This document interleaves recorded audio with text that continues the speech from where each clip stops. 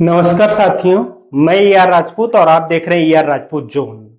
अगर आप automobile industry में काम करते हैं या quality engineer, production engineer, industrial engineer, supplier quality engineer या QA QC engineer, process engineer या कोई अदर इंजीनियर जो कॉर्पोरेट ऑफिस में काम करते हैं, उसमें से कोई भी इंजीनियर आप बनना चाहते हैं तो आज से शुरू होने वाली ये पूरी सीरीज आपके लिए कंप्लीट क्लासरूम ट्रेनिंग होने वाली है। क्यों ऐसा मैं कह रहा हूं? क्योंकि इस सीरीज में हम केवल डिफिनेशन नहीं कवर करेंगे। ऐसा नहीं है कि डिफिनेशन डिफिनेशन पढ़ के चीजें खत्म करेंगे, बल्कि हम समझेंगे कि किसी भी ऑटोमोटिव कंपनी में क्वालिटी सिस्टम वास्तव में कैसे काम करता है, उसके पीछे बेस क्या होता है, आखिर एक कंपनी पूरी इतनी सिस्टमेटिक ढंग से कैसे चलती है, बड़ी बड़ी ऑर्गेनाइजेशन कैसे चीजों को हैंडल करती हैं, कैसे कस्टमर सेटिस्फाइड होता है, उसको ऑन द टाइम चीजें क्वालिटी प्रोडक्ट कैसे मिलता है। तो ये सारी चीजें हम आज सीखेंगे। अगर आपने मेरे पिछले 2 वीडियो नहीं देखे हैं तो पहले वो जाके उन्हें देखिए एक बार। उसमें मैंने QMS quality management system and ISO 9001 2016 को कवर किया है। आज हम समझेंगे कि आईएसओ 9001 के बाद ऑटोमोटिव इंडस्ट्री को अलग स्टैंडर्ड की जरूरत क्यों पड़ी और आईटीएफ 16949 2016 आखिर है क्या, इसके पीछे का रहस्य क्या, इसे क्यों बनाया गया। तो कल्पना कीजिए आपने एक नई कार खरीदी, पहले ही दिन ब्रेक ठीक से काम नहीं करते, या हाईवे पर एयरबैग नहीं खुला, या स्टीयरिंग अचानक से जाम हो गई, ऐसा कुछ घटना हो गई गाड़ी के साथ में, तो बताइए गलती किसकी होगी? सोचिए, कार कंपनी की, या फिर आप बोल सकते हैं सप्लायर की, या बोल सकते हैं मैन्युफैक्चरर की, या बोल सकते हैं कि आप क्वालिटी इंजीनियर की, या फिर किसकी? प्रोडक्शन डिपार्टमेंट की। फिर गलती किसकी होगी अगर एट द टाइम ऑफ अचानक कोई एक्सीडेंट हो जाए, कुछ भी बड़ा हैपनिंग हो जाए?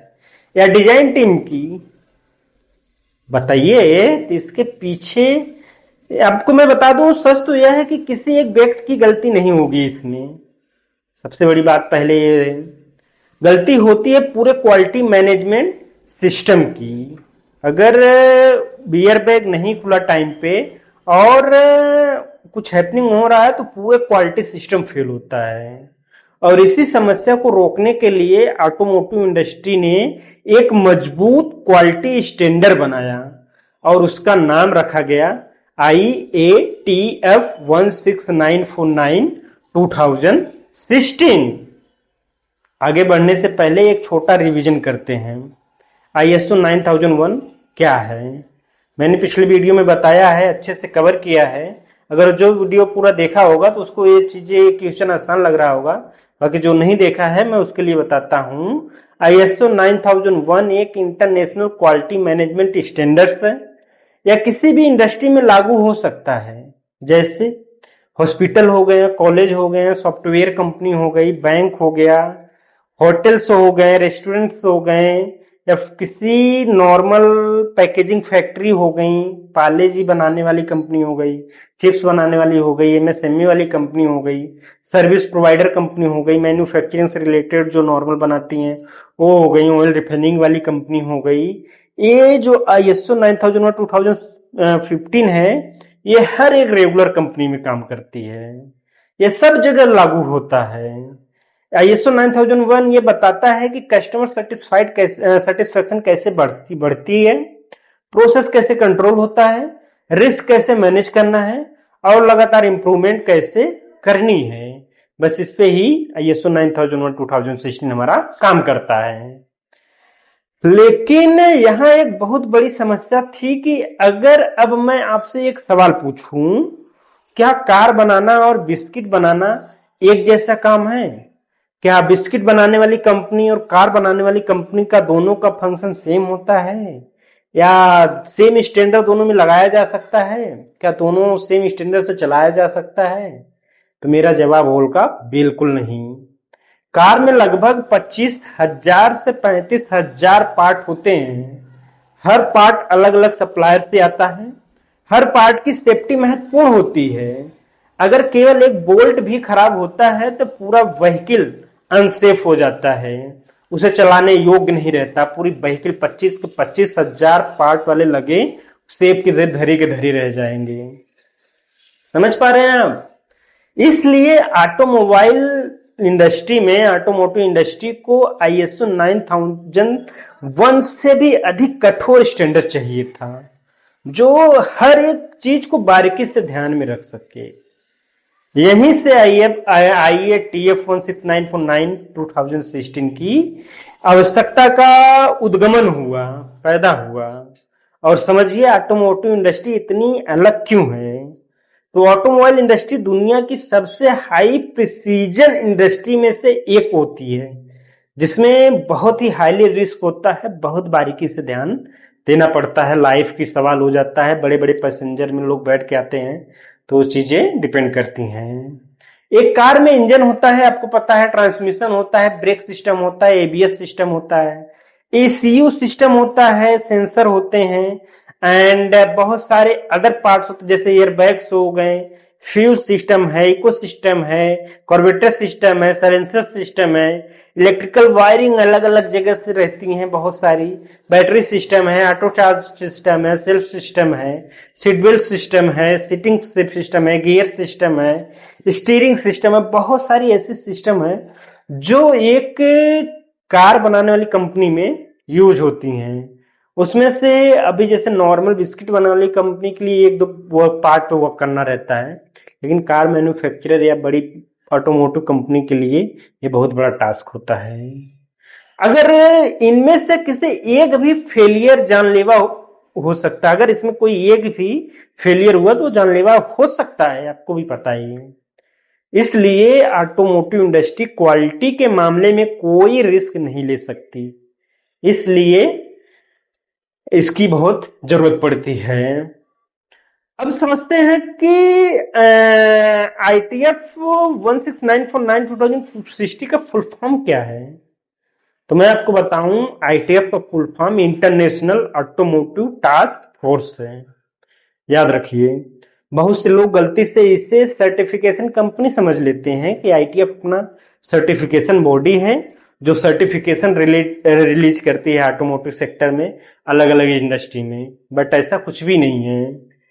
लेकिन एक बात और मैं बताऊं तो ये सर्टिफिकेशन बॉडी बिल्कुल भी नहीं है। ये इंटरनेशनल ITF 16949 इंटरनेशनल का एक ऐसा कॉम्बिनेशन है जिसे दुनिया की बड़ी बड़ी ऑटोमोबाइल मैन्युफैक्चरिंग ने एक समूह मिलके बनाया है। ऑटोमोबाइल क्वालिटी के लिए कॉमन रूल बनाए हैं सभी बड़े बड़े प्लेयर्स ने, बड़े बड़े ऑर्गेनाइजेशन ने, बड़े बड़े ऑटोमोटिव कंपनियों ने। तो जब इतना समझ में आ गया कि इसे बड़े बड़े ऑर्गेनाइजेशन ने मिलके बनाया है, बड़े बड़े समूहों ने मिलकर बनाया है, तो अब समझते हैं कि ITF 16949 आखिर है क्या। सबसे महत्वपूर्ण आपको मैं बताऊं तो अगर आपसे कोई इंटरव्यू में पूछे या कहीं पे आपको ऐसा पूछा जाए तो आप सिंपल सा एक डिफिनेशन बता सकते हैं जो full and full package definition है। तो उसको मैं बताता हूं, बाकी उसको समझाऊंगा अच्छे से।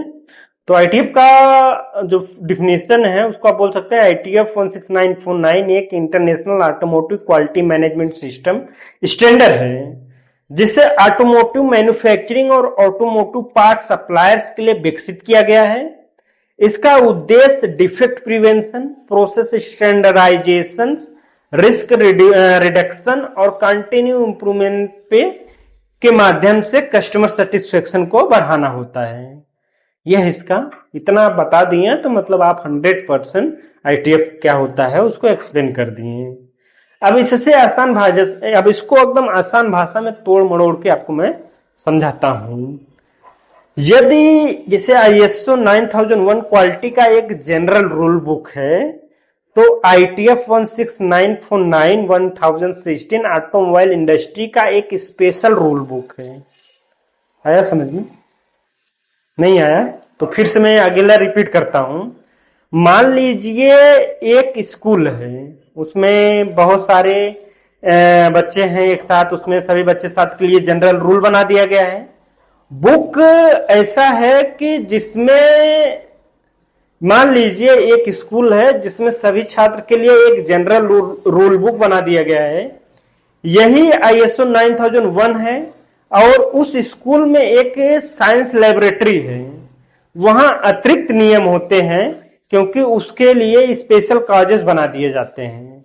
सेफ्टी शूज पहन के जाना पड़ेगा, वहां पे केमिकल हैंडलिंग रूल होना पड़ेगा, ग्लव्स वगैरह लगाना पड़ेगा, इमरजेंसी प्रिकॉशन वगैरह के लिए बना दिया जाएगा, स्पेशल इक्विपमेंट लेबोरेटरी बना दिया जाएगा, और भी बहुत सारी चीजें होती हैं जो नॉर्मल स्पेस से और उस वाले जगह से दोनों में डिफरेंस होता है। तो ऐसा ही यही ITF 169 है, यानी ISO के ऊपर ऑटोमोबाइल इंडस्ट्री के लिए एक्स्ट्रा रिक्वायरमेंट ही ITF को डिस्क्राइब करता है।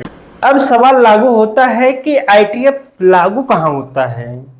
तो मैं आपको बता दूं, जहां ऑटोमोटिव प्रोडक्ट बनते हैं, जैसे कार मैन्युफैक्चरर हो गया, ट्रक मैन्युफैक्चरर हो गया, बस मैन्युफैक्चरर हो गया, या जैसे बड़ी बड़ी व्हीकल्स हो गए जो वाहन पैसेंजर्स को ढोने के काम आती हैं।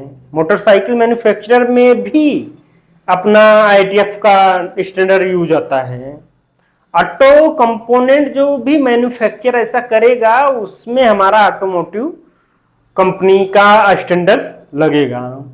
टायर्स कंपनी में भी ITF का रिक्वायरमेंट हो सकता है। किसी ने कमेंट करके बाद में पूछा था, मैं एक वीडियो देख रहा था, तो क्या टायर कंपनी में ITF का स्टैंडर्ड लगेगा क्या? तो हाँ, बिल्कुल लगेगा। ब्रेक मैन्युफैक्चरर कंपनी है उसमें भी लगेगा, स्टीयरिंग मैन्युफैक्चरर है उसमें लगेगा, यहां तक कि सीट मैन्युफैक्चरर है उसमें भी ये स्टैंडर्ड यूज होगा। वायरिंग हार्नेस में मैन्युफैक्चरिंग हो रहा है वहां पे होगा, प्लास्टिक मोल्डिंग कंपनी है वहां पे लगेगा, कोई एटलीस्ट फोर्जिंग करके दे रहा है उसके लिए भी इसकी जरूरत है, कास्टिंग कर रहा है उसके लिए, मशीनिंग कंपोनेंट कुछ कर रहा है उसके लिए। मींस कि हर उस पार्ट मैन्युफैक्चरर या सप्लायर के पास ये स्टैंडर्ड होनी चाहिए जो अपनी छोटी से छोटी भी पार्ट सप्लाई कर रहा है एक मारुति कंपनी या ऐसे कंपनी में जो मतलब व्हीकल बना रहा है, ऑटोमोटिव कंपनी पार्ट्स डेवलप कर रहा है at the end supply consumer के पास भेजने के लिए। तो उन सभी के लिए सरफेस कोटिंग कर रहा है, कोई हीट ट्रीटमेंट कर रहा है, तो सभी के लिए ये चीजें लगने वाली हैं। यानी जहां ऑटोमोटिव सप्लाई चेन है वहां ITF की भूमिका बहुत महत्वपूर्ण है। मान लीजिए मारुति सुजुकी एक कार बनाती है, लेकिन क्या मारुति हर पार्ट खुद बनाती है? नहीं बना सकती। उसके पास अपना खुद का असेंबलिंग का लाइन रहता है, उसको संभालने में बहुत टाइम जाता है। हर एक 25,000 पार्ट वो खुद मैन्युफैक्चर नहीं कर सकती। इंजन कहीं से बनता है, पार्ट्स कहीं से बनता है, टायर कहीं से आ रहा है, सीट कहीं से आ रहा है, स्टीयरिंग कहीं से आ रहा है, और उसके बाद उसका सस्पेंशन कहीं से आ रहा है, ब्रेक सिस्टम कहीं से आ रहा है, ABS सिस्टम कहीं से आ रहा है, PCU सिस्टम कहीं से आ रहा है। हर एक पार्ट के लिए उसके पास सप्लायर्स हैं। वो हर एक जगह से छोटा छोटा छोटा छोटा छोटा छोटा पार्ट्स सब जगह से लेता है, फिर अपने यहाँ बैठ के उसको अच्छे से असेंबल करता है। अब सोचिए, अगर किसी सप्लायर की क्वालिटी खराब हुई तो पूरी कार की क्वालिटी प्रभावित होगी कि नहीं होगी? अगर कोई सप्लायर बिना ITF के स्टैंडर्ड को फॉलो किए अपने मन से कुछ भी बना दिया और खुद उस पार्ट की क्वालिटी खराब हुई, तो मतलब किसकी क्वालिटी खराब हुई? कार की। इसलिए सप्लाई चेन में एक समान क्वालिटी सिस्टम होना आवश्यक है। अब सबसे बड़ा सवाल यह आ रहा है कि क्या IATF और ISO 9001 अलग अलग स्टैंडर्ड हैं या एक ही स्टैंडर्ड है? तो मेरा जवाब है, मेरा उत्तर है कि ITF 16949 2016 की जो न्यू है वो ISO 9001 2015 पर आधारित है।